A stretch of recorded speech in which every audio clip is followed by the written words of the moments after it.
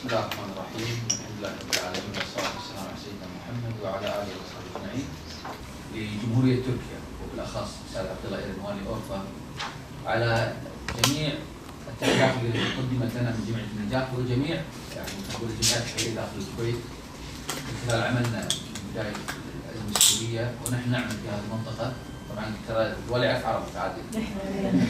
ونحن نعمل في هذه المنطقة ما رأينا من أورفا وتركيا بشكل عام إلا كل حفاوة وكل استقبال وكل تقدير، ونلتمس هذا العمل وهذا الأجر من الله عز وجل، وأنتم أيضا مشاركين في هذا الأجر. احنا Necat Derneği heyeti kurulu adına evvela Türkiye Devleti'ne, daha sonrasında Türkiye Devleti'ni temsilen Sayın Valimize, Necat Derneği'nin yapmış olduğu hizmetlerde sağlamış olduğu kolaylıklardan dolayı çok teşekkür ediyoruz ve bu hayırda kendisinin de ortak olmasını Yüce Allah'tan temenni ediyoruz. ونحن نعلم ان ولايه اورفا او تركيا بشكل عام تحتضن اكثر من 4 مليون لاجئ تركي على هذه الارض، لاجئ سوري عفوا على هذه الارض، وفي اورفا تحديدا اكثر من 550 الف لاجئ سوري. هذا العمل وهذا العدد الكبير يحتاج يعني وقفه جاده من دول، لكن اليوم نرى تركيا شايله هذه الامانه بروحها يعني، بالاضافه الى يعني اهلنا في الكويت كدوله وحكومه وشعب ايضا جميعا. Zor durumda olan ümmetin içerisinde hayırda koşuşturan, yarışan bir ülke var ve bir halk var. نرى في هذه الأزمة يوجد دولة تسعى وتسابق من أجل أن تدعم في الخير للشعب المظلوم. Halkıyla birlikte bunu yapan bir ülke var. ونرى أن الدولة تسعى مع شعبها لدعم. Bu da Kuveyt devleti. وهذه الدولة هي الدولة الكويتية. Kuveyt emiridir. أمير الكويت.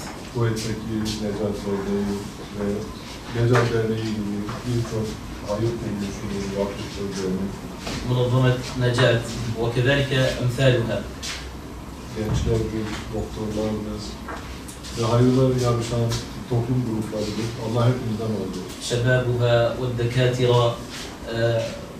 نقول لكم كلمة رضي الله عنه.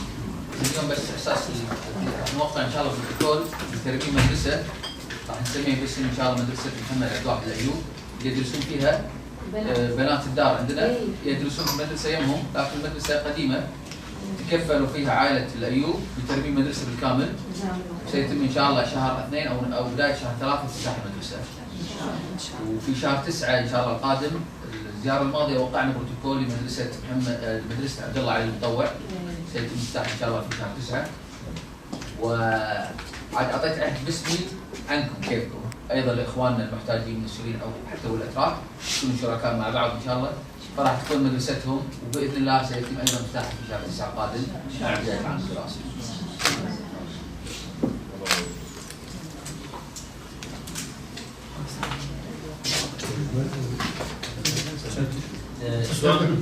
Şu an imzalayacağımız protokol bir okulun tanımıyla ilgili, restorasyonuyla ilgili olacak.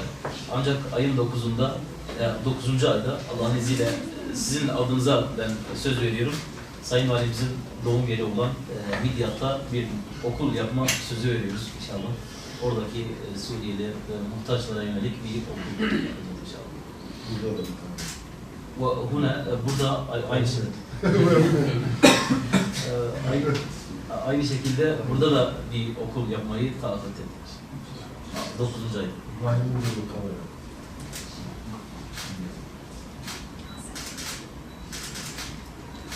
Bismillahirrahmanirrahim.